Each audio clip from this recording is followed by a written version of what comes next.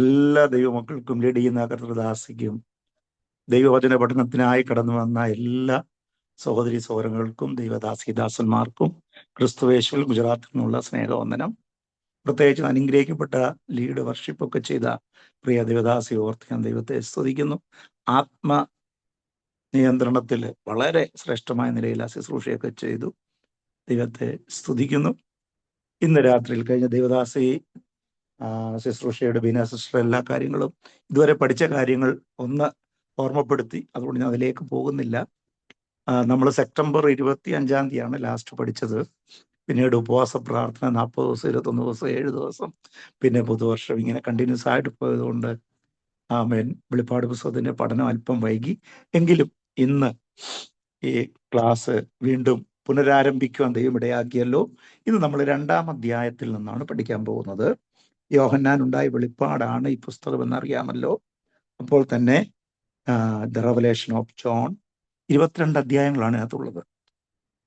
There are 22 chapters and 404 404 versus ആണുള്ളത്. 404 വാക്യങ്ങളാണ്. അതൊക്കെ ഇൻട്രൊഡക്ഷനിലെല്ലാം ഞാൻ പറഞ്ഞിരുന്നു, അങ്ങോട്ട് പോകുന്നില്ല. ഇന്ന് നമ്മൾ പഠിക്കുന്നത് ഈ വെളിപ്പാട് പുസ്തകം തരംതിരിച്ചപ്പോൾ ഒന്ന് ഇൻട്രൊഡക്ഷൻ കഴിഞ്ഞിട്ട് നമ്മൾ പഠിച്ചത് നീ കണ്ടത് അല്ലെങ്കിൽ നീ കാണുന്നത്. 1-ാം അധ്യായം 11 മുതൽ 20 വരെ, അതാണ് 1 മുതൽ 10 വരെ ഇൻട്രൊഡക്ഷനാണ്. അത് കഴിഞ്ഞിട്ട് പ്രലോകം എന്ന് പറയും. അത് കഴിഞ്ഞിട്ട് 11 മുതൽ 20 വരെ നീ കാണുന്നത്, നീ കണ്ട എന്താണ് യോഹന്നാൻ കണ്ടത്, അത് നമ്മൾ പഠിച്ചു കഴിഞ്ഞു. ഇനി 2-ാം ഭാഗമാണ് 2-3 അധ്യായങ്ങൾ. ഇപ്പോൾ ഉള്ളത്, ഇപ്പോൾ സംഭവിക്കുന്നത്. അതിന് ബ്രാക്കറ്റിൽ നമുക്ക് സഭായുഗം എന്ന് പറയാം. ഇപ്പോഴുള്ള കാലഘട്ടത്തെക്കുറിച്ച്, അത് 7 സഭകളെ കുറിച്ച് പറയുമ്പോൾ, 7 സഭയുടെ ദൂതന് ആലോചനകൾ പറയുമ്പോൾ തന്നെ അത് 7 കാലഘട്ടത്തെ കാണിക്കുന്നു. ഇപ്പോൾ ഉള്ളത് അത് ഇന്ന് നമ്മൾ പഠിച്ചു തുടങ്ങുകയാണ്. 2-3 അധ്യായങ്ങളാണ് ഇപ്പോഴുള്ളത്. എന്നാൽ ഇതിലെ 3-ാമത്തെ മെയിൻ ഭാഗം മേലാൽ സംഭവിപ്പാനുള്ളത്. നമ്മൾ വെളിപ്പാട് പുസ്തകം എവിടുന്ന് ആര് പഠിപ്പിച്ചാലും ഈ ഭാഗം നോട്ട് ചെയ്യും. പ്രധാനമായിട്ട് നമ്മൾ അറിഞ്ഞിരിക്കണം, ദൈവദാസന്മാർ പഠിപ്പിക്കാറുമുണ്ട്. അതുകൊണ്ടൊരു ജസ്റ്റ് ഐഡിയയ്ക്ക് വേണ്ടി പറയുന്നു. 3-ാമത്തത് മേലാൽ സംഭവിക്കുവാനുള്ളത്, the things that is going to happen, ഇനി സംഭവിക്കാനുള്ളത്. ചാപ്റ്റർ 4 4-ാം അധ്യായം 1 മുതൽ 22-ാം അധ്യായം വരെ. അപ്പം ഒരു മേജർ സിംഹഭാഗം എന്ന് പറയുന്നത് മേലാൽ സംഭവിക്കാനുള്ളത്. യോഹന്നാൻ വെളിപ്പാടിൽ കണ്ടത് നമ്മൾ പഠിച്ചു. ഇനി 7 സഭകൾക്കുള്ള ദൂതാണ് അടുത്ത ചില ക്ലാസ്സുകളിൽ നമ്മൾ പഠിക്കുന്നത്. അത് കഴിഞ്ഞിട്ട് പരമപ്രധാനമായ ഭാഗമാണ് മേലാൽ സംഭവിക്കാനുള്ളത്. 4-ാം അധ്യായം മുതൽ സ്വർഗം തുറന്ന് ആത്മാവിൽ യോഹന്നാന് ദൈവം വെളിപ്പെടുത്തി സ്വർഗം തുറന്ന് കാണിച്ചു കൊടുത്ത കാര്യങ്ങൾ, ഇനി സംഭവിക്കാനുള്ള കാര്യങ്ങൾ, അത് നമുക്ക് 4-ാം അധ്യായം മുതൽ പഠിക്കാം. അപ്പോൾ ഇന്ന് മുതൽ ചില ആഴ്ചകൾ നമ്മൾ 2-3 അധ്യായങ്ങളാണ് പഠിക്കുന്നത്. ഇവിടെ 7 സഭകൾ ഏഷ്യ മൈനറിലുള്ള, അതായത് ചിറ്റാസി എന്ന് പറയും, ഏഷ്യ മൈനറിലുള്ള 7 സഭകൾക്കുള്ള ദൂതുകളാണ്. 7 സഭകള്, 7 സഭയുടെ ദൂതന്മാർ, അതാണ് നമ്മൾ 2-3 അധ്യായങ്ങൾ പഠിക്കുന്നത്. ഇന്നത്തേത് അതിൽ 1-ാമത്തെ സഭയായ എഫെസോസ് സഭയെ കുറിച്ച്. എന്നാൽ അതിനു മുമ്പ് ഈ 7 സഭയെ കുറിച്ച് ഓൾറെഡി ഞാൻ ഇൻട്രൊഡക്ഷനിൽ പറഞ്ഞിരുന്നു. ഒന്നുകൂടെ നമുക്ക് നോക്കാം. 1-ാമത്തത് എഫെസോസ് സഭ, 1-ാം നൂറ്റാണ്ട്, അപ്പോസ്തോലിക് ടൈം എന്ന് പറയും, അപ്പോസ്തലന്മാരുടെ കാലഘട്ടം, അല്ലെങ്കിൽ പെന്തക്കോസ് നാൾ മുതൽ 100-ാമത്തെ വർഷം വരെയുള്ള കാലഘട്ടത്തെയാണ് പെന്തക്കോസ്റ്റൽ യുഗമെന്നും പെന്തക്കോസ് കാലമെന്നും അല്ലെങ്കിൽ അപ്പോസ്തോലിക് യുഗമെന്നും ഒക്കെ പറയുന്നത്. AD up to AD 100 സഭ രൂപീകരിക്കപ്പെട്ട ശേഷം 100-ാമത്തെ വർഷം വരെയുള്ള കാലഘട്ടമാണ് ഈ എഫെസോസ് കാലഘട്ടമായിട്ട് ആത്മീയമായിട്ട് ഇതിനെ വ്യാഖ്യാനിക്കുന്നത്. നമ്മളത് കഴിഞ്ഞിട്ട് പഠിക്കുന്ന 2-ാമത്തെ സ്മുർണയുടെ കാലമാണ്, സ്മുർണ കാലം. അത് AD 100 മുതൽ 312 വരെയുള്ള കാലമാണ്. ഇതുവരെയും എഴുതാത്തവർക്ക് വേണ്ടി ഞാൻ ഒന്ന് റിപ്പീറ്റ് ചെയ്യുന്നേ ഉള്ളൂ. AD 100 മുതൽ 312 AD വരെയുള്ളതാണ് സ്മുർണ സഭയ്ക്കുള്ള ദൂതിന്റെ കാലഘട്ടം. മൂന്നാമത്തത് പർഗമോസ് കാലം, AD 312 മുതൽ 606 വരെ. ഫ്രം AD 312 to 606, 606 വരെ. നാലാമത്തെ കാലഘട്ടം തുയത്തൈര കാലമാണ്. തുയത്തൈര കാലം എന്ന് പറഞ്ഞാൽ AD 606 മുതൽ 1520 വരെ, 1520, ഒരു ലോങ് കാലഘട്ടമാണ്. 606 മുതൽ 1520, 1520 വരെയുള്ള കാലഘട്ടമാണ് തുവാത്തൈര കാലഘട്ടം. തുവാത്തൈര കാലം. അഞ്ചാമത്തതാണ് സർദീസ് കാലം. സർദീസ് സഭയുടെ ദൂതനുള്ളത്. അത് 1520 മുതൽ 1750, AD 1750 വരെയുള്ള കാലഘട്ടം. സർദീസ് കാലം 1520 to 1750, 1520 മുതൽ 1750 വരെ. ആറാമത്തതാണ് ഫിലാദൽഫിയ കാലം.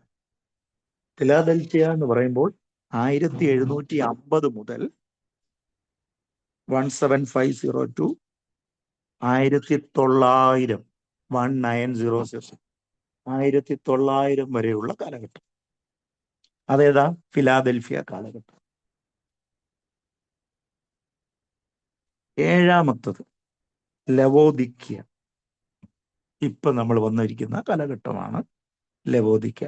1900 മുതൽ, ശ്രദ്ധിക്കണേ, 1900 മുതൽ ക്രിസ്തുയേശുവിന്റെ പുനരാഗമനം വരെയുള്ള കാലം.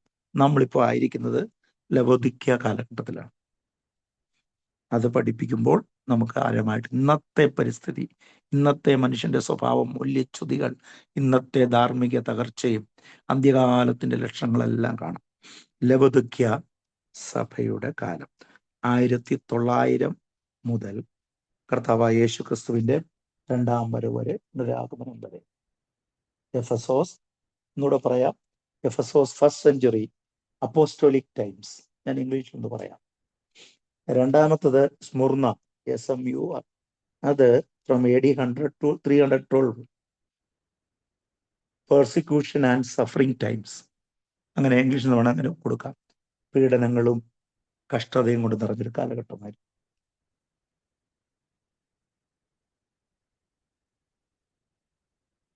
പിന്നെ മൂന്നാമത് വന്നതാണ് പെർഗമോസ്, 312 മുതൽ 606 വരെ.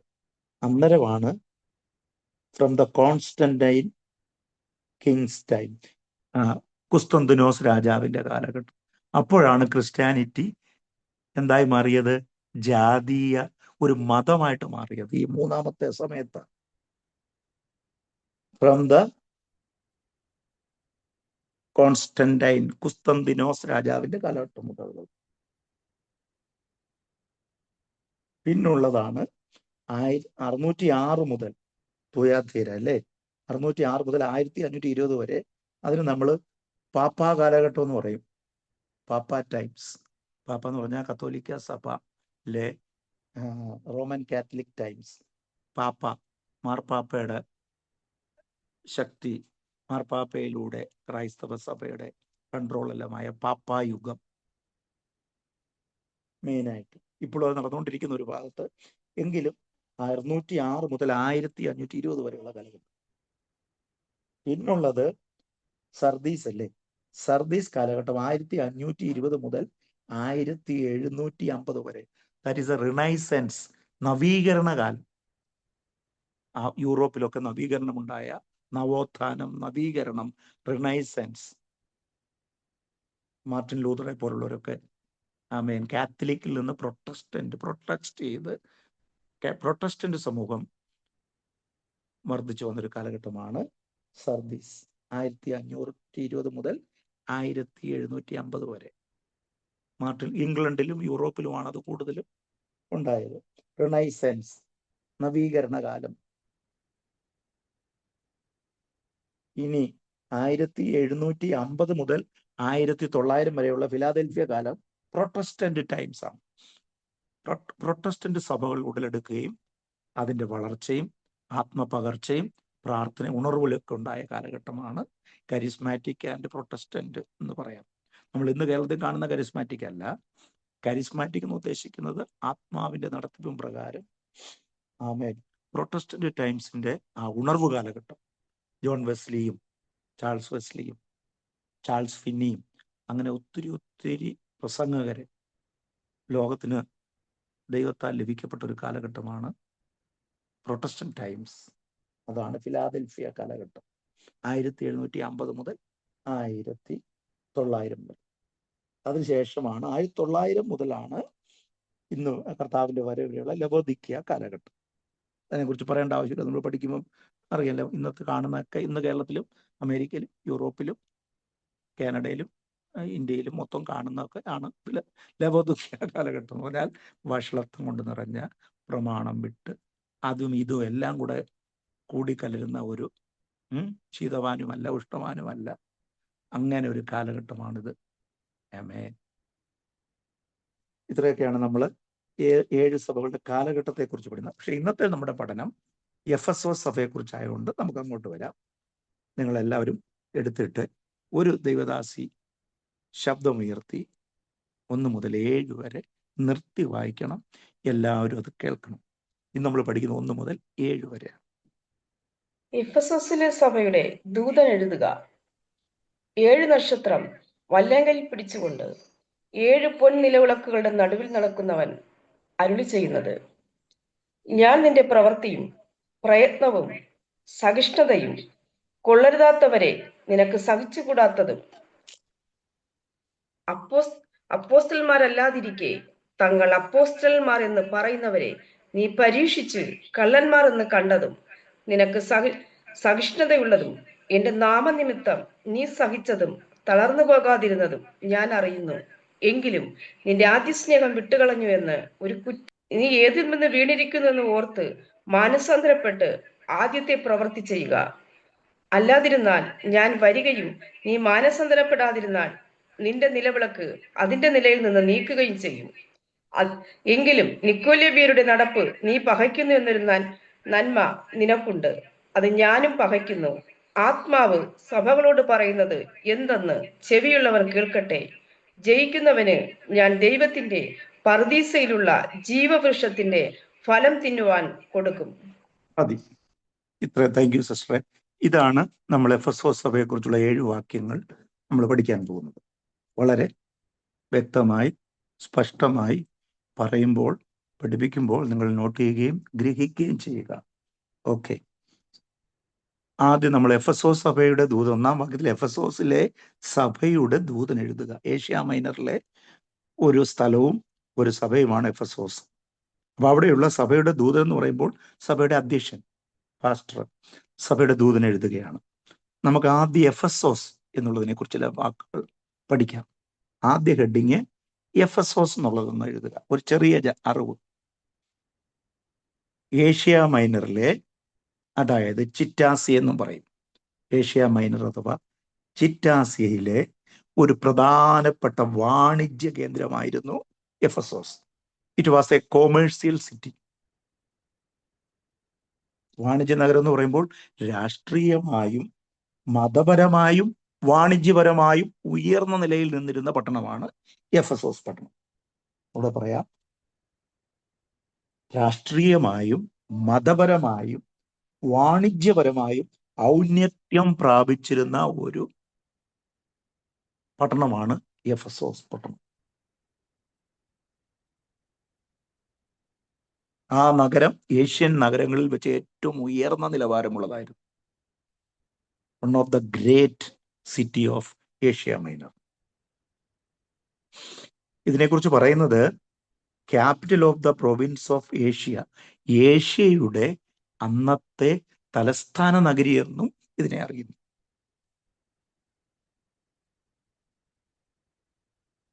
It was the capital of the province of Asia. Asia പ്രവിശ്യ, ഇന്നത്തെ കാലം പോലൊരു രീതിയിലല്ല എന്നറിയപ്പെട്ട ഒരു ഏഷ്യ എന്ന പ്രൊവിൻസ്, അതിൻ്റെ തലസ്ഥാന നഗരമായിരുന്നു എഫെസോസ്. ഇനി ഇതിനെ മറ്റ് ചില പട്ടണങ്ങളുമായിട്ട് ഒന്നിൻ്റെ ജോഗ്രഫിക്കൽ ബാക്ക്ഗ്രൗണ്ട് എന്ന് പറയാം. സ്മുർണ പട്ടണത്തിന് 80 കിലോമീറ്റർ തെക്ക് ഭാഗത്താണിത്. സ്മുർണ, അടുത്ത സഭയെ കുറിച്ച് പറയുമ്പോൾ സ്മുർണയാണല്ലോ. സ്മുർണ പട്ടണത്തിന്, അതൊരു പട്ടണമാണ് സ്മുർണ. സ്മുർണ പട്ടണത്തിന് 80 കിലോമീറ്റർ തെക്ക് ഭാഗത്തായും ഈജിയൻ കടൽ എഴുതണേ, ഈജിയൻ കടലിന്റെയും കേസ്റ്റർ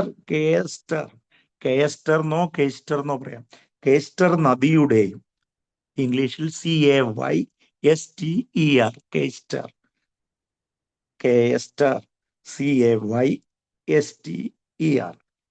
ഈജിയൻ കടലിന്റെയും കേസ്റ്റർ നദിയുടെയും തീരങ്ങളിലുമായും സ്ഥിതി ചെയ്യുന്ന പട്ടണമാണിത്. ഈജിയൻ കടലിന്റെയും കേസ്റ്റർ നദി തീരത്തായിട്ടുള്ള ഒരു പട്ടണം. At the mouth of the river of Cayster എന്നാണ് ഇംഗ്ലീഷിൽ അതിനെ കുറിച്ച് പറയുന്നത്. Ephesus was at the mouth of the Cayster river. CAYSTER, Cayster. അപ്പം ഒന്നുകൂടെ പറയാം, സ്മുർണ പട്ടണത്തിന് 80 കിലോമീറ്റർ തെക്ക് ഭാഗത്തായും ഈജിയൻ കടലിന്റെയും കേസ്റ്റർ നദിയുടെയും തീരങ്ങളിലുമായി സ്ഥിതി ചെയ്തിരുന്ന ഒരു പട്ടണമാണ് എഫസോസ്. ഇനി ഏറ്റവും എല്ലാവർക്കും അറിയാവുന്ന ഒരു കാര്യം പറയാൻ പോകും. അടുത്തൊരു സെന്റൻസ് ആയിട്ട് ബോക്സിനകത്തോ അല്ലെങ്കിൽ പ്രത്യേകം പേനയുണ്ട് മഷി കൊണ്ട് എഴുതണം. പുരാതന ലോകത്തിലെ മഹാത്ഭുതങ്ങളിൽ ഒന്നായിരുന്ന 7 വണ്ടേഴ്സ്, പുരാതന ലോകത്തിലെ 7 മഹാത്ഭുതങ്ങൾ ഉണ്ടായിരുന്നു. അതിലൊന്നായിരുന്നു ഡയാനാദേവിയുടെ ക്ഷേത്രം, ദ ടെമ്പിൾ ഓഫ് ഡയാന. അത് സ്ഥിതി ചെയ്തിരുന്നത് ഈ എഫസോസ് പട്ടണത്തിലായിരുന്നു.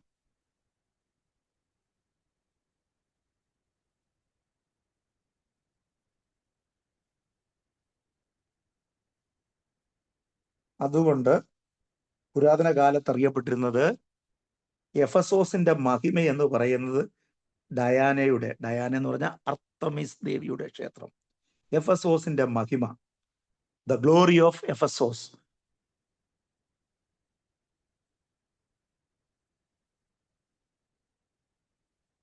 എഫസോസിന്റെ മഹിമ എന്നറിയപ്പെടുന്നത് ഈ അർത്തമിസ് ദേവിയുടെ ക്ഷേത്രമായിരുന്നു. Mother god of Asia minor എന്നറിയപ്പെടുന്നത്, ഏഷ്യ മൈനറിലെ അമ്മ ദൈവം, മദർ ഗോഡ്, ഒരു പൈശാചിക ശക്തിയുടെ കേന്ദ്രമായിരുന്നു. ഇതിനെക്കുറിച്ച് അപ്പോസ്തല പ്രവൃത്തി 19-ാം അധ്യായം 27-ാം വാക്യം ഒന്ന് എടുക്കണേ, എഴുതിയിട്ട്. ബുക്ക് ഓഫ് ആക്ട്സ്, അപ്പോസ്തല പ്രവൃത്തി 19-ാം അധ്യായം അതിൽ 27-ാം വാക്യം വായിക്കുമ്പോൾ ഈ അർത്തമീസ് ദേവിയുടെ ക്ഷേത്രത്തെക്കുറിച്ചും പൗലോസ് അവിടെ ചെന്ന് ശുശ്രൂഷിച്ച കാര്യങ്ങളും പറഞ്ഞു.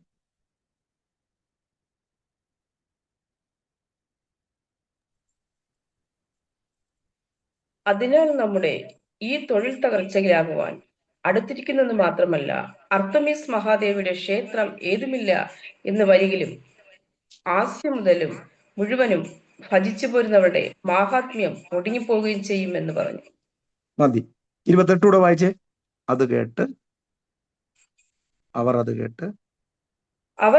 അവർ ഇത് കേട്ട് ക്രോധം നിറഞ്ഞവരായി എഫേസ്യരുടെ അർത്തമീസ് മഹാദേവി എന്ന് ആർത്തു. മതി. അപ്പോൾ ഈ 2 വാക്യങ്ങളിൽ വ്യക്തമായിട്ട് നമുക്ക് കാണാൻ കഴിയും. അതിനാൽ 27, നമ്മുടെ ഈ കാര്യം ആക്ഷേപത്തിലാകുവാൻ അടുത്തിരിക്കുന്നതുമല്ലാതെ അർത്തമീസ് മഹാദേവി, ഇംഗ്ലീഷിൽ ഡയാന, അർത്തമീസ് മഹാദേവിയുടെ ക്ഷേത്രം ഏതുമില്ലെന്ന് വരും. പൗലോസ് സത്യസുവിശേഷം അറിയിച്ചപ്പോൾ അവിടുത്തെ ജാതീയ കോട്ടകൾ, ജാതീയ ശക്തികൾ, മന്ത്രവാദികൾ, ആഭിചാരകന്മാർ, ദുഷ്ട പേയിൻ ശക്തികൾ ഇളകിയിട്ട് പറയുക, ഞങ്ങളുടെ പട്ടണത്തിന്റെ, ഞങ്ങളുടെ ദേശത്തിന്റെ മഹത്വം എന്താണ്? അർത്തമീസ് ദേവിയ. പക്ഷേ അതിനെ തകർക്കുന്ന ശക്തിയുള്ള ദൈവാത്മാവിന്റെ ശക്തിയിൽ ദൈവത്തിന്റെ ഗർജിക്കുന്ന സിംഹമായി പൗലോസ് അപ്പോസ്തലൻ അവിടെ എത്തിയപ്പോൾ ആ ജാതീയ കോട്ട തകർന്നു. ആമേൻ. അങ്ങനെയാണ് എഫെസോസിൽ സഭ രൂപീകൃതമായത്. നിങ്ങൾക്ക് 19-ാം അധ്യായം വായിക്കുമ്പോൾ എഫെസോസിലെ പൗലോസിന്റെ മിനിസ്ട്രി കാണാൻ കഴിയും. 24-ാമത്തെ വാക്യം ഒന്ന് വായിച്ച്. 19-24. വെള്ളി കൊണ്ട് അർത്തമേസ് ദേവിയുടെ ക്ഷേത്ര രൂപങ്ങളെ തീർക്കുന്ന ദേമത്രിയോസ് എന്ന തട്ടാൻ തൊഴിൽക്കാർക്ക് വളരെ ലാഭം വരുത്തി വന്നു. മതി. അടുത്ത ഇതൊക്കെ നിങ്ങൾ വായിക്കുമ്പോൾ മനസ്സിലാവും. 19-ാം അധ്യായം. അർത്തമീസ് ദേവിയുടെ ക്ഷേത്ര രൂപങ്ങളെ തീർക്കുന്ന ദെമേത്രിയോസ് എന്ന തട്ടാൻ ഇവരുടെ ലാഭമൊക്കെ പോയി പോകുമെന്ന് പറഞ്ഞാൽ അവന് ഒത്തിരി ലാഭം വരുത്തിക്കൊണ്ടിരുന്നു. അതിപ്പം അമ്പലവുമായി ക്ഷേത്രവുമായി ബന്ധപ്പെട്ട് വരുമാന മാർഗം അത് വെച്ച് ആദായം എടുക്കുന്ന ചിലരവിടെ ഉണ്ടായിരുന്നു ഈ തൊഴിൽ കൊണ്ട്. എന്നാൽ പൗലോസ് ദൈവവചനം പറഞ്ഞു കഴിഞ്ഞപ്പോൾ അവിടെ ഭയങ്കരമായ പ്രശ്നങ്ങളുണ്ടായി. അവരെല്ലാവരും കൂടെ പൗലോസിനെതിരെ നിന്നതായിട്ടൊക്കെ നമുക്ക് കാണുന്നു. നിങ്ങളത് മൊത്തം വായിച്ച 37-ാമത്തെ വാക്യവും താഴോട്ട് 41 വരെയുള്ള വാക്യങ്ങൾ വരുമ്പോൾ പൗലോസ് വളരെ വളരെ പ്രതിസന്ധികൾ നേരിട്ടു ഈ ആൾക്കാരിൽ നിന്ന്. 35 വായിച്ചേ. 34 മുതൽ. എന്നാൽ അവൻ യഹൂദൻ എന്നറിഞ്ഞപ്പോൾ എഫേസ്യരുടെ അർത്തമേസ് മഹാദേവി എന്ന് എല്ലാവരും കൂടി 2 മണിനേരത്തോളം ഏക ശബ്ദത്തോടെ ആർത്തുകൊണ്ടിരുന്നു. പിന്നെ പട്ടണമേനവൻ പുരുഷാരത്തെ അമർത്തി പറഞ്ഞത്, എഫേസ്യ പുരുഷന്മാരെ, എഫേസോസ് പട്ടണം അർത്തമേസ് മഹാദേവിക്കും ദ്രോവിൽ നിന്നു വീണ ബിംബത്തിനും ക്ഷേത്രപാലക എന്ന അറിയാത്ത മനുഷ്യനാർ, ഇത് എതിർമൊഴി ഇല്ലാത്തതാകയാൽ. മതി. കാരണം ലോകം മുഴുവനും അറിയാമായിരുന്നു. ലോകാത്ഭുതങ്ങളിൽ ഒന്നായിരുന്നു ആ മന്ദിർ, ആ ടെമ്പിൾ, ആ ക്ഷേത്രം. അതുകൊണ്ട് അങ്ങനെയുള്ള ഒരു പൈശാചിക, ഞാൻ ഇന്ത്യയിലെ പല സ്ഥലങ്ങളുടെ പേരൊന്നും എടുത്ത് പറയുന്നില്ല, ഈവൻ നമ്മുടെ കേരളത്തിൽ പോലും ഇപ്പം നളയുടെ തീരത്ത്, ഭാരതപ്പുഴയുടെ തീരത്ത് ഇപ്പം വീണ്ടും കുംഭമേള വന്നു. ദൈവമക്കൾ, പെന്തക്കോസുകാർ, വീണ്ടെടുക്കപ്പെട്ട ദൈവമക്കൾ, പരിശുദ്ധാത്മാവിൽ നിറഞ്ഞ് ആരാധിക്കേണ്ട ദൈവമക്കൾ ദേശത്തിന്റെ അന്ധകാര ശക്തിക്കെതിരെ ആത്മാവിൽ പടപൊരുതേണ്ട സമയം അതിക്രമിച്ചു. നൂറ്റാണ്ടുകളായി മുടങ്ങിക്കിടന്നത് ഇപ്പം പിശാച് പൊക്കിക്കൊണ്ട് വന്നിട്ടുണ്ട് നമ്മുടെ കൊച്ചു കേരളത്തിൽ. അപ്പം ഇതും അങ്ങനെയുള്ളൊരു കാലഘട്ടമാണ്. അതെന്തിനാ അവിടെ ചെയ്തെന്നറിയാമോ? യാഗവും പൂജയെല്ലാം ഇത് കേരളത്തിലുള്ള ദൈവമക്കളെ മുടിച്ചുകൾ ഇല്ലാതാക്കുവാൻ, വിശ്വാസത്യാഗികളായി മാറ്റുവാൻ, കേരളം പിശാചിന്റെ പിടിയിലായി തീരുവാൻ. ദൈവമക്കൾ ഉണരേണ്ട സമയമായി. ഒരു കൺവെൻഷൻ കൊണ്ടും ഒരു പരസ്യവും കൊണ്ടൊന്നും പിശാച് വിട്ടുപോകത്തില്ല ദൈവമക്കളെ. വേണ്ടാന്ന് ഞാൻ പറഞ്ഞില്ല. സഭ ഉണരേണ്ട കാലമായി, ദൈവമക്കൾ ഉണരേണ്ട കാലമായി. ബലവാനെ പിടിച്ചു കെട്ടിയിട്ടല്ലാതെ അവന്റെ വീട് കവർന്ന് അവന്റെ കോപ്പ് പിശാച് പിടിച്ചു വെച്ചിരിക്കുന്നത്. വടക്കിനോട് തരികയെന്നും തെക്കിനോട് തടുത്തു വെക്കരുതെന്നും പറഞ്ഞ് അധികാരത്തോടെ കൽപ്പിക്കേണ്ട ഒരു കാലഘട്ടമായി. ദൈവമക്കൾ ആത്മാവിൽ നിറഞ്ഞ് ശാസിച്ചാൽ അന്ധകാര ശക്തി ഓടും. ഓടിയ ചരിത്രമേ ഉള്ളൂ. പിടിച്ചു നിൽക്കാൻ പറ്റത്തില്ല. യേശുവിൻ്റെ നാമത്തിൽ ഒരു ജാതീയ ശക്തിക്കും പിടിച്ചു നിൽക്കാൻ പറ്റത്തില്ല. പക്ഷേ യേശുവിൻ്റെ നാമം ഉയർത്തേണ്ട, യേശുവിൻ്റെ മഹത്വം വെളിപ്പെടുത്തേണ്ട നമ്മൾ എവിടൊക്കെയോ കുടുക്കുകളിലും, ഏതൊക്കെയോ സാമ്പത്തിക, ഭൗതിക, കുടുംബപരമായ മക്കളുടെ ഏതൊക്കെയോ ഞെരുക്കങ്ങളും നമ്മൾ കിടന്ന് ഭിക്ഷയാചിക്കുന്നതല്ലാതെ യുദ്ധം ചെയ്യുവാൻ നമുക്ക് കഴിയുന്നില്ല. ആത്മമണ്ഡലത്തിൽ പ്രാർത്ഥനാമുറി നിന്റെ ആത്മപോരാട്ടത്തിന്റെ ഇടമായി മാറിയാൽ ദേശം വിടുവിക്കപ്പെടും, ജാതികൾ വിടുവിക്കപ്പെടും, പൈശാചിക കോട്ടകൾ തകരപ്പെടും. പൗലോസിലൂടെ നമുക്ക് 19-ാം അധ്യായം നിങ്ങൾ വായിച്ചാൽ മതി. അങ്ങോട്ട് പോകാൻ എനിക്ക് സമയമില്ലാത്തതുകൊണ്ട് ഞാൻ വിടുന്നു. അപ്പോൾ ഇങ്ങനെയുള്ള എഫെസോസിലാണ് പൗലോസ് ചെല്ലുകയും അവിടെ മിനിസ്ട്രി ആരംഭിച്ചതും. ആ ഒരു എഫെസോസിന് വേണ്ടിയാണ്, ഏഷ്യ മൈനറിലെ പ്രധാന പട്ടണമായ എഫെസോസിന് വേണ്ടിയാണ് ഈ വെളിപ്പാട് പുസ്തകം 2-ാം അധ്യായം 1 മുതൽ 7 വരെ എഴുതുന്നത്. ഇനി ഇന്നത്തെ എഫെസോസിനെ കുറിച്ച് ഒന്ന് പറഞ്ഞിട്ട് നമുക്ക് വാക്യത്തിലേക്ക് വരാം. നൗ, ഇന്നത്തെ പ്രസന്റ് കണ്ടീഷൻ, ഈ പട്ടണം തുർക്കികളായ ഗ്രാമീണർ ഇന്ന് അവിടെ പാർക്കുന്നു. ഈ എഫെസോസിൽ ഇന്നുള്ളത് തുർക്കികളാണ്, കൂടുതലും മുസ്ലിങ്ങൾ. തുർക്കികളായ ഗ്രാമവാസികൾ പാർക്കുന്ന ഒരു പട്ടണമായി മാറി. എന്നാൽ പുരാതന കെട്ടിടങ്ങളുടെ അവശിഷ്ടങ്ങൾ ഇപ്പോഴും അവിടെ നിറഞ്ഞിരിക്കുകയാണ്. 1-ാം നൂറ്റാണ്ടിലുണ്ടായിരുന്ന പുരാതന പ്രശസ്തമായ കെട്ടിടങ്ങളുടെ അവശിഷ്ടങ്ങൾ കൊണ്ട് ഈ എഫെസോസ് പട്ടണം നിറഞ്ഞിരിക്കുകയും ചെയ്യുന്നു. നമുക്ക് 2-ാം അധ്യായം, ഇപ്പോൾ നമ്മൾ വായിച്ചുകൊണ്ടിരിക്കുന്ന 2-ാം അധ്യായം, പഠിച്ചുകൊണ്ടിരിക്കുന്ന 2-ാം അധ്യായം 5-ാം വാക്യം ഒന്ന് ഇടയ്ക്ക് കയറി ഒന്ന് വായിക്കാം. 5-ാം അധ്യായം. നീ ഏതിൽ നിന്ന് വീണിരിക്കുന്നു എന്ന് ഓർത്ത് മാനസാന്തരപ്പെട്ട് ആദ്യത്തെ പ്രവൃത്തി ചെയ്യുക. അല്ലാഞ്ഞാൽ ഞാൻ വരികയും നീ മാനസാന്തരപ്പെടാഞ്ഞാൽ നിന്റെ നിലവിളക്ക് അതിന്റെ നിലയിൽ നിന്ന് നീക്കുകയും ചെയ്യും. ആമേൻ. അപ്പം ഇതൊരു സൂചനയായിട്ടാണ് പണ്ടത്തെ കാലഘട്ടവും ഇന്നത്തെ കാലഘട്ടവുമായിട്ട് പുരാതന കെട്ടിടങ്ങളുടെ അവശിഷ്ടം കൊണ്ട് നിറഞ്ഞ ആ ഒരു പ്രദേശത്തിന്റെ ഒരു തനിമ, ഒരു യാഥാർത്ഥ്യം ഒന്ന് ആ വാക്യത്തിലൂടെ ഇൻഡയറക്റ്റ് ആയിട്ടൊന്ന് വെളിപ്പെടുത്തുകയാണ്. ഇത്രയും കാര്യങ്ങളാണ് എഫെസോസിനെ കുറിച്ച് നമ്മൾ ഷോർട്ടായിട്ട് പഠിക്കുന്നത്. അപ്പോൾ തന്നെ ഞാൻ എഫെസോസ്, യോഹന്നാൻ എഫെസോസിലെ സഭയ്ക്ക് ദൂത് എഴുതുമ്പോൾ ആ നഗരം ഏഷ്യൻ നഗരങ്ങളിൽ വെച്ച് ഏറ്റവും ഉയർന്ന ഒരു നിലയിലായിരുന്നു. രാഷ്ട്രീയമായും മതപരമായും വാണിജ്യപരമായും ഔന്നത്യം പ്രാപിച്ചിരുന്നു. പിന്നെ എഫെസോസ് ആഡംബര ജീവിതത്തിന് നമ്മൾ എഴുതിയില്ല, ലക്ഷൂറിയസ് ലൈഫിന്റെ ഒരു വാണിജ്യം എന്ന് പറയുമ്പോൾ ബിസിനസ് സിറ്റി ആവുമ്പോൾ ആഡംബരം ഉണ്ടാവുമല്ലോ. ആഡംബര ജീവിതത്തിനും സംഗീത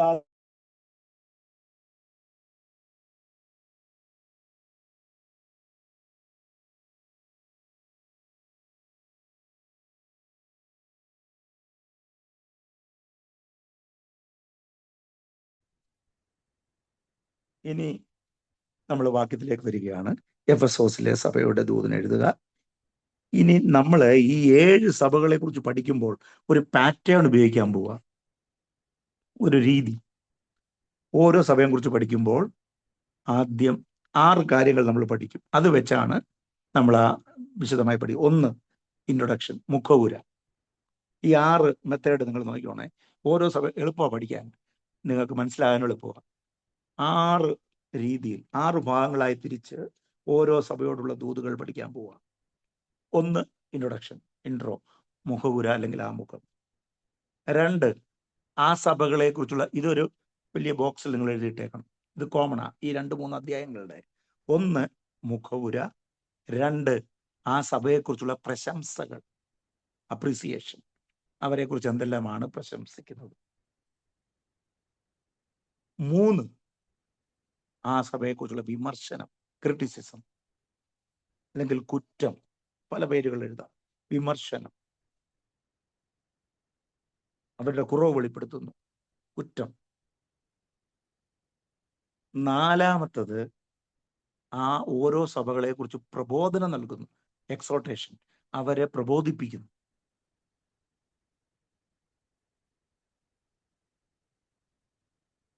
5, മുന്നറിയിപ്പ്, വാർണിങ്സ്, മുന്നറിയിപ്പ് നൽകുന്നു.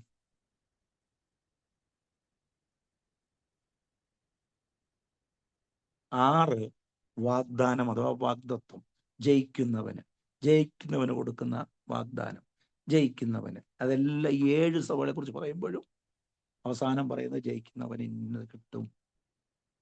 അപ്പം വാഗ്ദാനം അഥവാ വാഗ്ദത്വം, ജയിക്കുന്നവർക്കുള്ള വാഗ്ദത്വം. ഒറ്റ വാക്കി പറഞ്ഞാൽ വാഗ്ദാനം എന്ന് എഴുതിയാൽ മതി. അപ്പോൾ ഈ 6 മെത്തേഡ് ഈ സഭകളെ കുറിച്ച് നമ്മൾ പഠിക്കുമ്പോൾ ഉപയോഗിക്കും. ഇന്നും അത് തന്നെയാണ്. എഫെസോസിനെ കുറിച്ച് 1, മുഖവുര. മുഖവുരയ്ക്കകത്ത് ഈ ദൂത് പറയുന്ന ആളിനെ കുറിച്ച് എഴുതിയിരിക്കുന്നത്. മുഖവുര എന്ന് ഉദ്ദേശിക്കുമ്പോൾ അതാണ്.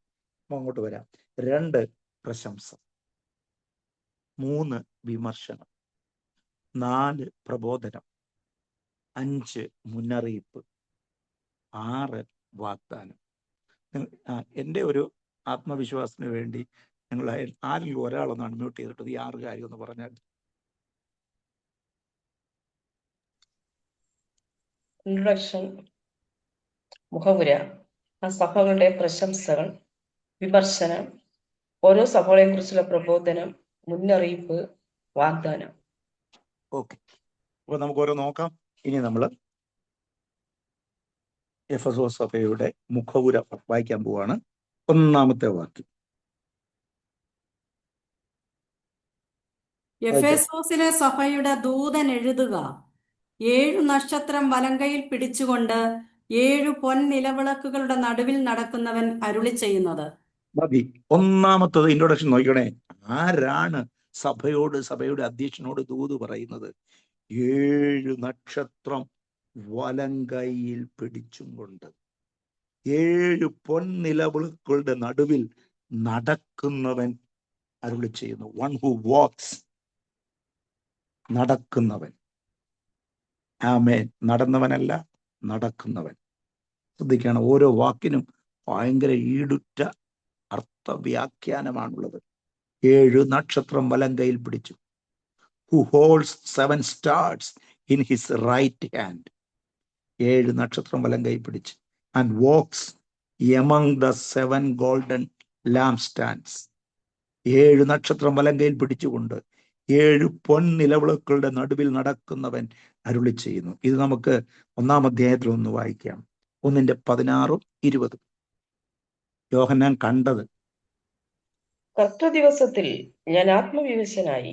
16-20. അവന്റെ വലങ്കയിൽ 7 നക്ഷത്രമുണ്ട്. അവന്റെ വായിൽ നിന്ന് മൂർച്ചയേറിയ ഇരുവായ്ത്തലയുള്ള വാൾ പുറപ്പെടുന്നു. അവന്റെ മുഖം സൂര്യൻ ശക്തിയോടെ പ്രകാശിക്കുന്നത് പോലെ ആയിരുന്നു. അവനെ കണ്ടിട്ട് മതി 20. എന്റെ വലം കൈയിൽ കണ്ട 7 നക്ഷത്രത്തിന്റെ മർമ്മവും 7 പൊൻനിലവിളക്കിന്റെ വിവരവും എഴുതുക. 7 നക്ഷത്രം 7 സഭകളുടെ ദൂതന്മാരാകുന്നു. 7 നിലവിളക്ക് 7 സഭകളാകുന്നു എന്ന് കൽപ്പിച്ചു. അപ്പോൾ അത് വ്യക്തമാണ്, ക്ലിയർ ആണ്. വെളിപ്പാട് പുസ്തകത്തിൽ തന്നെ ഇനി ഒരു വ്യാഖ്യാന ഗ്രന്ഥം ഒന്നും എടുക്കണ്ട. അവിടെ 20-ാമത്തെ വാക്യത്തിൽ 16-ന്റെ ആദ്യം പറയുന്നു അവന്റെ വലങ്കയിൽ 7 നക്ഷത്രമുണ്ട്. ഇനി 20-ാമത്തെ വാക്യത്തില് 19 പറഞ്ഞ് നീ കണ്ടതും ഇപ്പോൾ ഉള്ളതും ഇനി സംഭവിക്കാനുള്ളതും എന്ന് പറഞ്ഞിട്ട് എന്റെ വലങ്കയിൽ കണ്ട 7 നക്ഷത്രം. അപ്പം കർത്താവിന്റെ വലങ്കയിൽ 7 നക്ഷത്രമുണ്ട്. അതിന്റെ മർമ്മം 7 പൊൻനിലവിളക്കുകളുടെ നടുവിലല്ലേ. അപ്പൊ 7 പൊൻനിലവിളക്കുകളുടെ മർമ്മം എന്താണെന്ന് അവസാന സെന്റൻസിൽ 7 നക്ഷത്രം മറക്കല്ലേ. 7 നക്ഷത്രം ആരാണ്?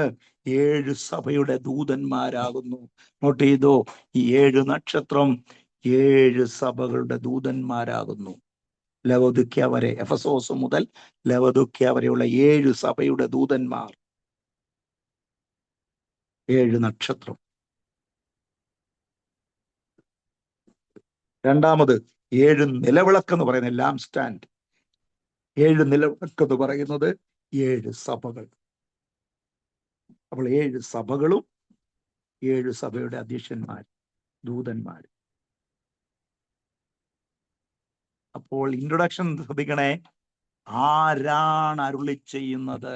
പ്രിയമുള്ളവരെ, നമ്മോട് അരുളി ചെയ്യുന്നവനെ നാം തിരിച്ചറിയണം. ഏതെങ്കിലും ബലഹീനരായ പാസ്റ്റർമാരിലൂടെയോ പ്രവാചകന്മാരിലൂടെയോ അധ്യാപകരിലൂടെയോ നമ്മൾ കേൾക്കുന്നെങ്കിലും ഞങ്ങളുടെ ആരുടെയും ശബ്ദമല്ല, നമ്മുടെ ആരുടെയും ശബ്ദമല്ല. അധികാരമുള്ളവൻ, പ്രിയമുള്ളവരെ, 7 നക്ഷത്രം വലങ്കയിൽ പിടിച്ചിട്ടുള്ളവൻ, 7 പൊൻനിലവുകളുടെ നടുവിൽ നടക്കുന്നവൻ അരുളി ചെയ്യുന്നു. ഇന്ന് ഞാനൊരു ആത്മീയാർത്ഥം കൂടെ പറയാം. നാം ഇന്നിരുന്ന് ഈ വചനം കേൾക്കുമ്പോൾ, പ്രതിസന്ധികളുടെ മധ്യത്തിൽ നാം ആയിരിക്കുമ്പോൾ, നമുക്ക് വേണ്ടി നമ്മുടെ പടക് തിരമാലകളാൽ അലഞ്ഞു വലയുന്നു എന്ന് തോന്നുമ്പോൾ വെള്ളത്തിന്മീതെ നടന്നു വരുന്ന ഒരുവനുണ്ട്. നമുക്ക് വേണ്ടി നടക്കുന്ന ഒരുവനുണ്ട്. അവൻ നടക്കുന്നവനാ. റമല ഹത്തുറ ജഗൽ കടക. അവന്റെ നാദം, അവന്റെ കാലൊച്ച നിങ്ങളുടെ കാതുകളിൽ കേൾക്കണം. നമ്മുടെ കുടുംബത്തിന്റെ പ്രതിസന്ധികൾ, തലമുറകളുടെ പ്രതിസന്ധികൾ, പ്രാർത്ഥനാ വിഷയങ്ങളെ കണ്ടു പരിഹരിക്കുവാനായി നമ്മുടെ മധ്യത്തിൽ ഉലാവുന്നവൻ, നടകൊള്ളുന്നവൻ, യഹൂദ ഗോത്രത്തിന്റെ സിംഹമായവൻ നമ്മുടെ മധ്യത്തിൽ, നമ്മുടെ ഭവനത്തിൽ ഒന്ന് നടക്കട്ടെ. നീ നെടുമ്പാട് വീണ് ദാനിയേലിനെ പോലെ കിടന്ന് നിലവിളിക്കുമ്പോൾ, നീ കിടന്ന് അയ്യം വിളിക്കുമ്പോൾ, ഒരുത്തന്റെ കാലൊച്ച നിന്റെ കാതുകൾ കേൾക്കണം. കർത്താവ് നടക്കുന്നെങ്കിൽ ശത്രു മന്ത്രവാദത്തിന്റെ ശക്തികൾ ഓടിമറി. കാരണം എന്തറിയാമോ? അധികാരമുള്ളവനാ നടക്കുന്നത്. നമ്മുടെ വിഷയങ്ങളുടെ മധ്യത്തിൽ, നമ്മുടെ കുടുംബത്തിന്റെ ഓരോ മുറികളിലും നമ്മുടെ കൂടെ നമ്മൾ ഉറങ്ങുമ്പോഴും നടക്കുമ്പോഴും വർത്താനം പറയുമ്പോഴും ഈ ദൈവത്തിന്റെ അദൃശ്യ സാന്നിധ്യം നമുക്ക് മനസ്സിലായില്ലെങ്കിലും പൈശാചിക മണ്ഡലങ്ങൾ അറിയട്ടെ. അവൻ അറിഞ്ഞാൽ ഇരുളും വെളിച്ചവും കൂടെ ഒരുമിച്ച് നിൽക്കത്തില്ല. ആമേ. നിത്യ വെളിച്ചമായ സത്യ വെളിച്ചമായ യേശു നമ്മുടെ മധ്യത്തിലുണ്ടെങ്കിൽ ഇരുട്ടമ്പേ മറയും, ഓടിയേ പറ്റൂ. ഇരുട്ടിന്റെ ശക്തികൾ ആമേ നിർജീവമാകും. എവിടെയാണോ യേശു നടകൊള്ളുന്നത്, നമുക്ക് യേശുവിനെ അതിനായിട്ട് ഇൻവൈറ്റ് ചെയ്യാം. കർത്താവെ, നീ എൻ്റെ ഭവനത്തിൽ ആമേൻ എൻ്റെ വിഷയത്തിൽ നീ നടകൊള്ളണമേ. അങ്ങനെയുള്ളവൻ അരുളി ചെയ്യുകയാണ്. സ്ക്രൂട്ടണൈസ് ചെയ്തിട്ട് വ്യക്തമായി നിരീക്ഷിച്ചിട്ട് കർത്താവ് എന്താണ് അരുളി ചെയ്യുന്നത്? 2-ാം വാക്യം വായിച്ചാട്ടെ. ഞാൻ നിന്റെ പ്രവൃത്തിയും പ്രയത്നവും സഹിഷ്ണുതയും കൊള്ളരുതാത്തവരെ നിനക്ക് കൂടാത്തതും അപ്പോസ്തലന്മാരല്ലാതിരിക്കെ തങ്ങൾ അപ്പോസ്തലന്മാർ എന്നു പറയുന്നവരെ നീ പരീക്ഷിച്ച് കള്ളനെന്ന് കണ്ടതും നിനക്ക് സഹിഷ്ണുതയുള്ളതും എന്റെ നാമനിമിത്തം നീ സഹിച്ചതും തളർന്നു പോകാഞ്ഞതും ഞാൻ അറിയുന്നു. ഇതാണ് 2-3 വാക്യത്തിൽ പ്രശംസ, അപ്രീസിയേഷൻ. അവസാനം വായിച്ചെന്താ?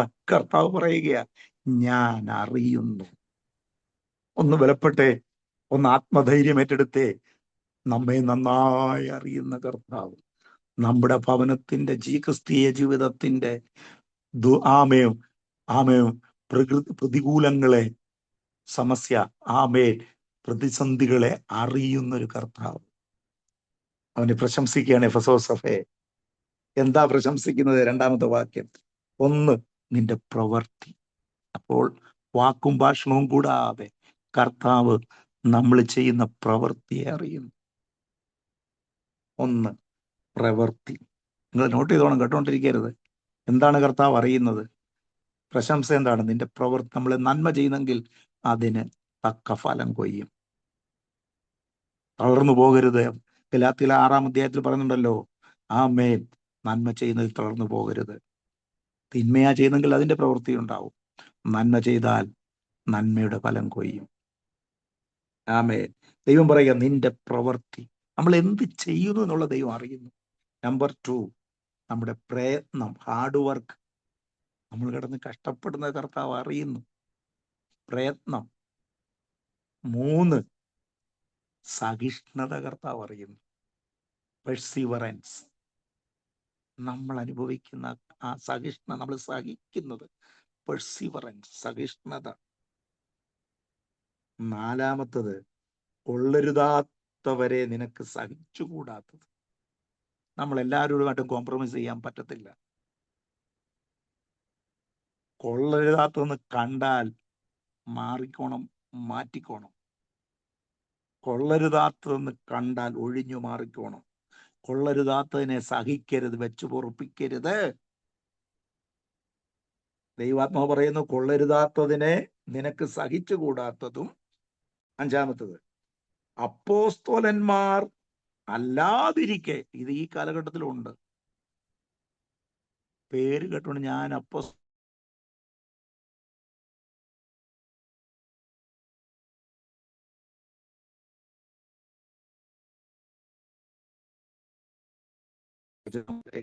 അപ്പോസ്തലന്മാരല്ല. അപ്പോസ്തലൻ എന്ന് പറഞ്ഞാൽ എന്തുവാ? ദൈവത്താൽ അയക്കപ്പെട്ടവൻ, അല്ലേ? ഓ, ശ്രദ്ധിക്കണേ. അപ്പോസ്തലൻ എന്ന് പറഞ്ഞാൽ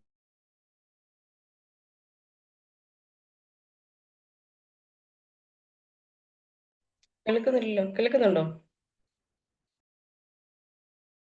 കേൾക്കുന്നില്ല.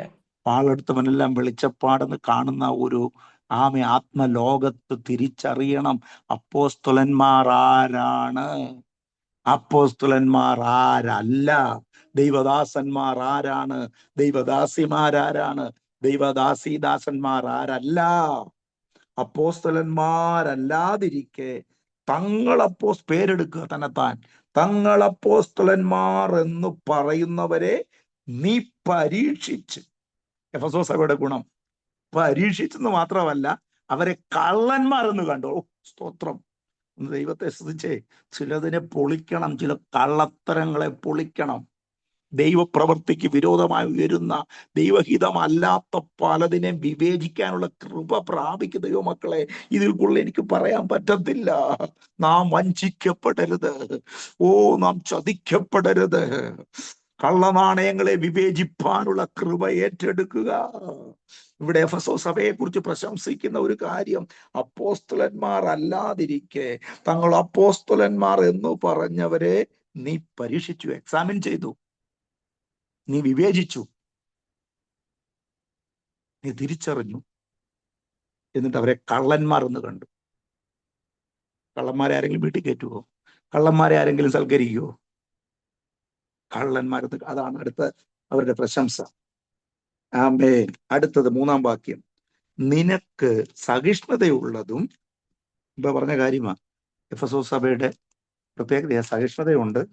എന്റെ നാമം നിമിത്തം നീ സഹിച്ചതും, ദൈവനാമം നിമിത്തം അപമാനം, നിന്ന, പഴി, ദൂഷ്യം, ഭർത്താവിൽ നിന്നാകട്ടെ, ഭാര്യയിൽ നിന്നാകട്ടെ, അപ്പാപ്പൽ നിന്നാകട്ടെ, സഹോദരങ്ങളിൽ നിന്നാകട്ടെ, ചാർച്ചക്കാരിൽ നിന്നാകട്ടെ, അന്യജാതിക്കാരിൽ നിന്നാകട്ടെ, ദൂഷ്യം നീ സഹിച്ചത്.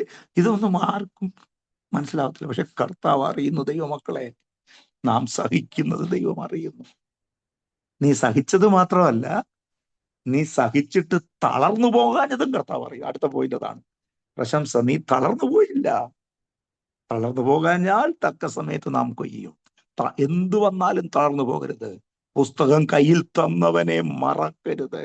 പാപച്ചെളിയിൽ നിന്ന് വീണ്ടെടുത്തവനെ, നരകത്തിൽ പോകേണ്ടുന്ന വിറകം കൊള്ളിയായ എന്നെയും നിന്നെയും വീണ്ടെടുത്ത് വിഗ്രഹാർപ്പിതമായ പൈശാചികമായ ബന്ധനത്തിൽ, ജാതീയ പാരമ്പര്യ ബന്ധനത്തിൽ കിടന്ന് നമ്മെ ക്രിസ്തു എന്ന നിർദോഷവും നിഷ്കളങ്കവുമായ കുഞ്ഞാടിന്റെ രക്തത്താൽ, വിലയേറിയ രക്തത്താൽ, ആബേലിന്റെ രക്തത്തെക്കാൾ ഗുണകരമായി സംസാരിക്കുന്ന പുണ്യാഹ രക്തം കൊണ്ട് എന്നെയും നിന്നെയും തമ്പുരാൻ വീണ്ടെടുത്തത്. അതുകൊണ്ട് നീ തളർന്നു പോകരുത്. മരണം ഒരിക്കലേ ഉണ്ടാകത്തുള്ളൂ. ഭീരുക്കൾ 1000 പ്രാവശ്യം മരിക്കും, ധീരന്മാർ ഒരിക്കലേ മരിക്കത്തുള്ളൂ. കർത്താവിന് വേണ്ടി എന്തു വന്നാലും അന്ത്യശ്വാസം വരെ എൻ്റെ യേശു, എൻ്റെ യേശു, എൻ്റെ കർത്താവെന്ന് പറയുവാൻ ഒരിക്കലും കർത്താവിനെ പറയരുത്. നീ തളരരുത് ദൈവമക്കളെ, നീ തളരരുത് സഹോദര സഹോദരി. ദൈവദാസീദാസന്മാരെ, നിന്നെ തളർത്താൻ സകല തന്ത്രങ്ങളും ശത്രു ഉണ്ടാക്കും. അത് വ്യത്യസ്ത മേഖലയിൽ കൂടെ ആയിരിക്കും കൊണ്ടുവരുന്നത്. ഒരു രീതിയിലായിരിക്കത്തില്ല. ആരെയും അതിനുവേണ്ടി ശത്രു ഉപയോഗിക്കും. പക്ഷെ നീ തളരരുത്. എഫെസോസ് സഭയെ നീ സഹിച്ചെന്ന് മാത്രമല്ല, നീ തളർന്നു പോകാഞ്ഞതും ഞാൻ അറിയുന്നു. സ്തോത്രം. ഇതൊക്കെ ഓരോ വലിയ മെസ്സേജാ. ഞാൻ അറിയുന്നു. 139-ാം സങ്കീർത്തനം, നീ എഴുന്നേൽക്കുന്നതും ഇരിക്കുന്നതും കിടക്കുന്നതും നടക്കുന്നതും എല്ലാം ഞാൻ അറിയുന്നു. ഹൃദയത്തിലെ ഉൾപ്പൂവുകളെയും നിലവുകളെയും ആരാഞ്ഞറിയുന്ന ദൈവം പറയുകയാ, നിന്റെ ചില ഗുണങ്ങളുണ്ടല്ലോ, അത് ഞാൻ അറിയുന്നു. എത്ര പ്രാവശ്യം കർത്താവിനെ തള്ളിപ്പോ, എത്ര പ്രാവശ്യം മാറിപ്പോകേണ്ടതാ അല്ലേ? പക്ഷേ നമ്മൾ ദൈവസ്നേഹ നിമിത്തമല്ലേ നിൽക്കുന്നത്. ആരെയും കണ്ടിട്ടല്ലല്ലോ, ഒന്നും നേടിയിട്ടല്ലല്ലോ. കർത്താവിനെ, ആ ക്രൂശിനെ ഓർക്കുമ്പോൾ, ആ കാൽവറിയിലെ ദൈവസ്നേഹത്തെ ഓർക്കുമ്പോൾ നമുക്ക് പോകാൻ പറ്റത്തില്ല, പാപം ചെയ്യാൻ പറ്റത്തില്ല. നമ്മുടെ പ്രത്യാശയെ കുറിച്ച് ഓർക്കുമ്പോൾ നമുക്ക് തെറ്റിൽ നിന്ന് ഓടാൻ കഴിയും, യോസഫിനെ പോലെ. അപ്പോൾ പ്രശംസയാണ് ഇവിടെ പറയുന്നത്. ഇനി അടുത്തത് 3-ാമത്തെ ഡിപ്പാർട്ട്മെന്റ്, വിമർശനം. ഒരു ഇത്രയൊക്കെ ഉണ്ടെങ്കിൽ ഒരു ക്രിറ്റിസിസം ഉണ്ട്, ഒരു കുറ്റം പറയാൻ. അടുത്ത വാക്യം ഒന്ന് വായിച്ച്. എങ്കിലും നിന്റെ ആദ്യ സ്നേഹം വിട്ടുകളഞ്ഞുവെന്ന് ഒരു കുറ്റം നിന്നെ കുറിച്ച് പറവാനുണ്ട്. ഉണ്ടോ? അടുത്തത് കുറ്റം പറയുക. ദൈവാത്മാവ് കർത്താവ് പറയുക എന്താണെന്നറിയാമോ? I hold this against U, you have forsaken your first love. വിവാഹം കഴിഞ്ഞ സമയത്ത് ഭാര്യ ഭർത്താക്കന്മാർക്കുണ്ടാകുന്ന, അല്ലെങ്കിൽ ഇഷ്ടപ്പെടുമ്പോൾ ഉണ്ടാകുന്ന സ്നേഹം, നമ്മുടെ ക്രിസ്തീയ ഭാഷയിൽ പറഞ്ഞാൽ രക്ഷിക്കപ്പെടുന്ന, മാനസാന്തരപ്പെടുന്ന സമയത്തുണ്ടാകുന്ന സ്നേഹം, സ്നാനപ്പെട്ട സമയത്തുണ്ടായ ദൈവസ്നേഹം, അത് വിട്ടുകളഞ്ഞു.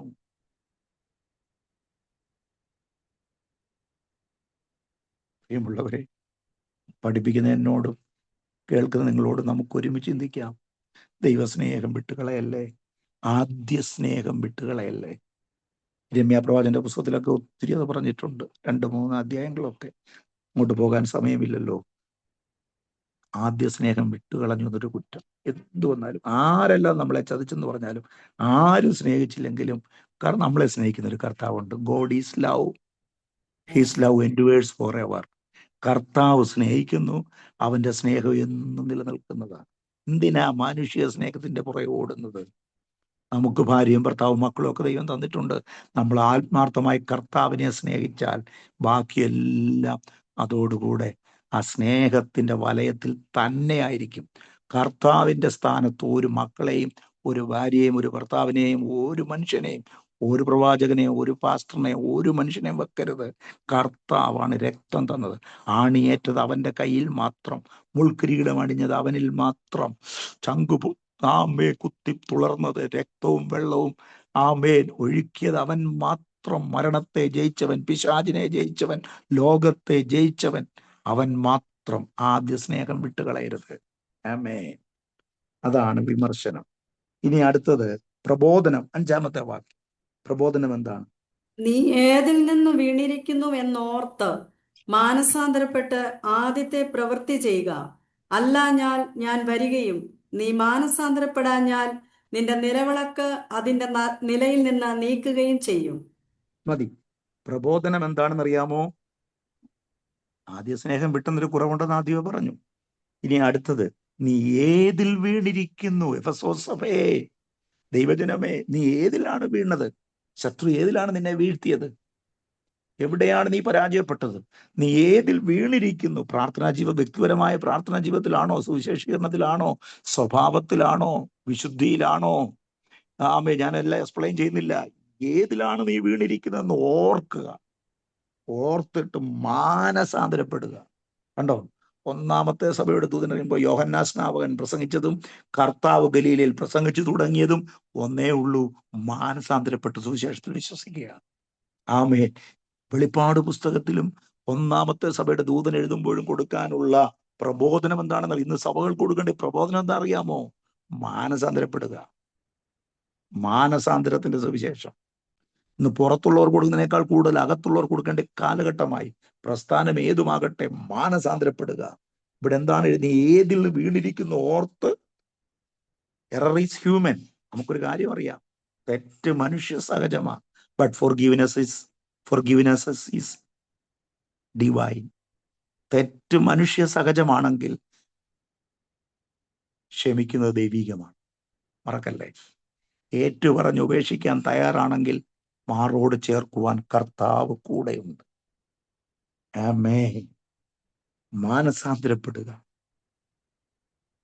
അല്ലല്ല, മാനസാന്തരപ്പെടുന്ന ഒരു ഭാവിയെ ചൊല്ലി ലൂക്കോസ് 15 സ്വർഗം എത്ര സന്തോഷിക്കും. ദൈവം നീതിമാന്മാരെ അല്ല തേടി വന്നത്, മാനസാന്തരപ്പെടുന്ന ഒരു പാപിയെ. മാനസാന്തരം പറയാൻ സമയമില്ലല്ലോ, പഠിപ്പിക്കാൻ മാനസാന്തരം, മനസ്സിന് മാറ്റമുണ്ടാക്കുക.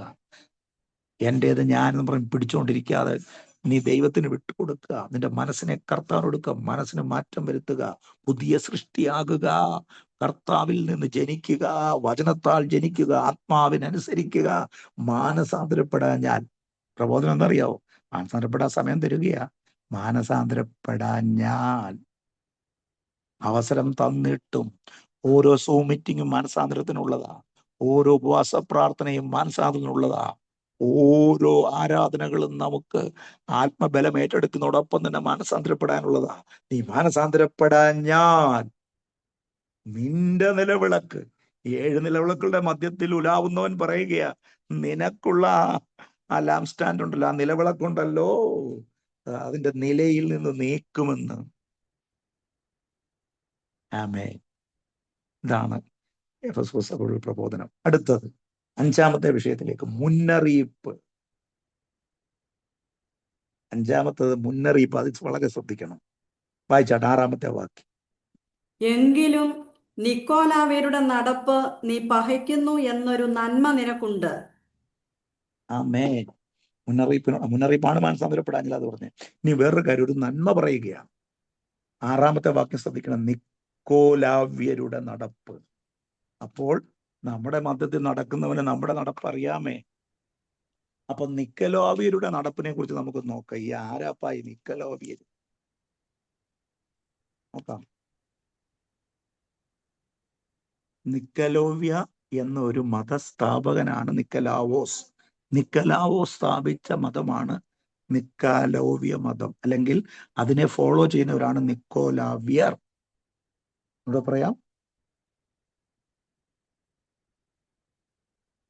നിക്കാലാവ്യ മതസ്ഥാപകനായ നിക്കോലാവോസിനെ പിന്തുടരുന്ന ആൾക്കാരാണ് നിക്കലാവ്യർ.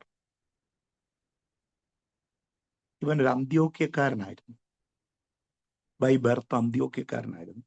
അപ്പോസ്തല പ്രവൃത്തി 6:5 മുതൽ ഉള്ള വാക്യങ്ങളിലെ മേശമേൽ ശുശ്രൂഷിപ്പാൻ 7 പേരെ തിരഞ്ഞെടുത്തില്ലയോ? അതിൽ ഒരുത്തന്റെ പേര് നിക്കലോവിയർ എന്നാണ്. അപ്പൊ ഇവന് വെളിയും തിരഞ്ഞെടുപ്പൊക്കെ ഉണ്ടായിരുന്നു. തുടക്കം നല്ലതായിരുന്നു, തെറ്റിപ്പോയി. ചിലരിങ്ങോട്ട് ഇടിച്ചു കയറി ഇങ്ങോട്ട് സഭയിലോട്ട് വരും. ഇപ്പൊ ആന മറിക്കി, ഇപ്പൊ ലോകം മറിക്കി, ഇപ്പൊ നാട് വലിയ ആരംഭ ശൂരത്വം കൊണ്ട് വരും. കുറച്ച് കഴിയുമ്പോൾ റണ്ണൗട്ടാവും. കുറച്ച് കഴിയുമ്പോൾ ദൈവകൃപയിൽ നിന്ന് വിട്ടുപോകും. കഷ്ടതയോ പ്രതികൂലം വരുമ്പോൾ ദുരുപദേശം. ഇവൻ മതനിന്ദകനായി മാറി എന്ന് പറയുന്നു. മതനിന്ദകനായ നിക്കലോവിയോസിന്റെ അനുയായികളെയാണ് നിക്കലോവിയർ എന്ന് പറയുന്നത്. ഇവരുടെ പരിപാടി എന്തൊക്കെയാണെന്ന് പറയാം. ജ്ഞാനവാദികളാണ്, ജ്ഞാനവാദികളായ ഒരു വിഭാഗം.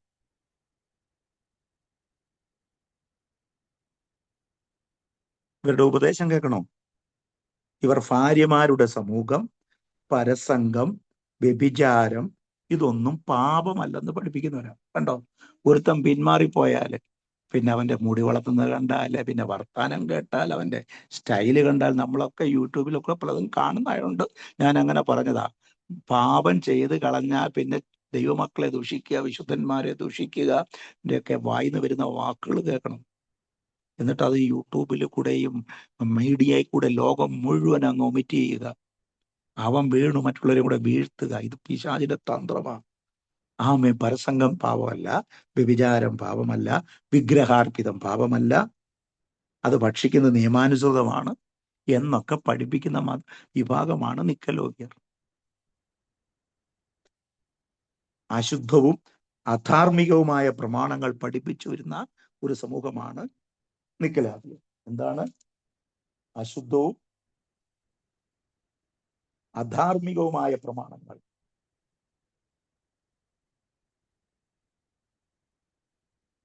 ഒന്നുകൂടെ പറയാമേ. നിക്കലോവിയ സ്ഥാപകനായ നിക്കലാവോസ് അന്ത്യോക്യക്കാരനായ ഒരു യഹൂദ മതാനുസാരിയായിരുന്നു. ഇയാൾ സ്തേഫാനോസിനോടൊപ്പം മേശകളിൽ ശുശ്രൂഷിപ്പാൻ തിരഞ്ഞെടുക്കപ്പെട്ട 7 പേരിൽ ഒരുവനായിരുന്നു. അപ്പോസ്തല പ്രവൃത്തി 6:5. എന്നാൽ പിന്നീട് ഇയാൾ ദുരുപദേശകനായി മാറി. റോങ് ടീച്ചറായിട്ട് ദുരുപദേശകനായി മാറി. ഒത്തിരി ഉണ്ട്. ചവറുപോലാണ് ആത്മീയ ലോകത്ത്. ആമേൻ. ദുരുപദേശകനായി മാറി. ഒരു മനുഷ്യന്റെ ജഡാഭിലാഷം അനുസരിച്ച് പ്രവർത്തിക്കുന്നതിൽ ലജ്ജിക്കേണ്ടതില്ലെന്ന് പറയും. കൃപായോഗമില്ലയോ? പാപം ചെയ്തിട്ട് പിന്നെ അങ്ങ് ക്ഷമ പറഞ്ഞാൽ മതി. ഒരു വാവുകൊണ്ട് ദൈവത്തെ സ്തുതിക്കും, ഭാര്യയെ ചതിക്കും, ഭർത്താവിനെ ചതിക്കും. ചിലയിടത്ത് എല്ലാം എക്സെട്രാ വെച്ചുകൊണ്ടിരിക്കുക. എന്നിട്ട് കയറിന്ന് ഇളക്കുക സ്റ്റേജ്. തമ്പുരാൻ അടിത്തറ ഇളക്കും. ദൈവഭയം ഉണ്ടാവണം. അപ്പം അസാൻമാർഗികത്വം അല്ലെങ്കിൽ ജഡാഭിലാഷത്തിനനുസരിച്ച് പ്രവർത്തിച്ചാൽ ഒന്നും കുറ്റമില്ലെന്ന് പറയുന്ന ഒരു രീതിയാണ് ഇവർക്കുള്ളത്. അസാൻമാർഗികമായ ജീവിതത്തിനും അഴിഞ്ഞാട്ടത്തിനും ജനത്തെ ഇവർ പ്രോത്സാഹിപ്പിക്കുന്നു. ദൈവമക്കൾ കെട്ടിയടയ്ക്കപ്പെട്ട തോട്ടമാട്ടോ.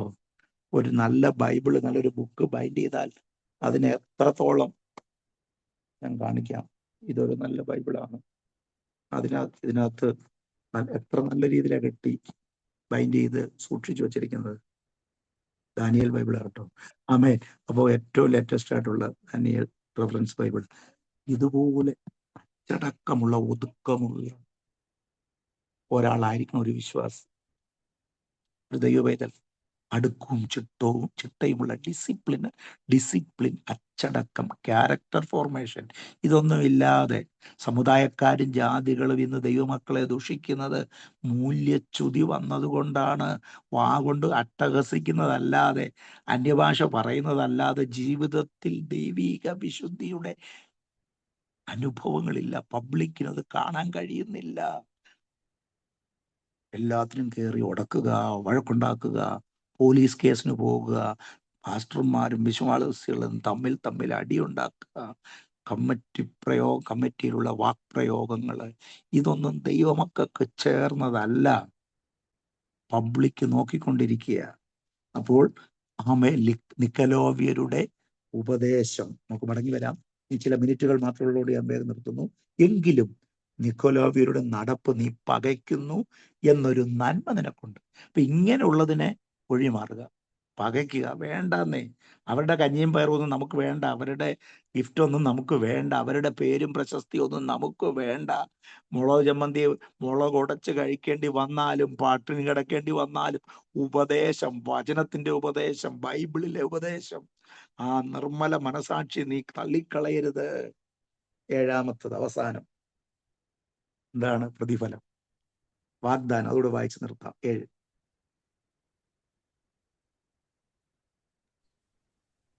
7ാമത്തെ വാക്യം.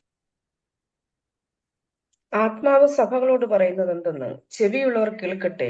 ജയിക്കുന്നവന് ഞാൻ ദൈവത്തിന്റെ പർദീസയിലുള്ള ജീവവൃക്ഷത്തിന്റെ ഫലം തിന്നുവാൻ കൊടുക്കും. കണ്ടോ? ഇനി നമ്മൾ 7 സഭകളെ കുറിച്ച് പറയുമ്പോഴും വൺ ഹു കോൺകർ, ജയിക്കുന്നവന്. ഇത് പരാജയപ്പെട്ടവരുടെ മാർഗമല്ല, ജയിക്കുന്നവർക്ക്.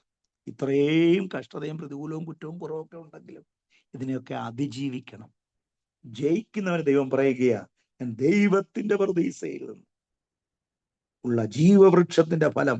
വെളിപ്പാട് 21, 22 വരുമ്പോഴത്തേക്ക് നമുക്ക് നോക്കാം അതൊക്കെ.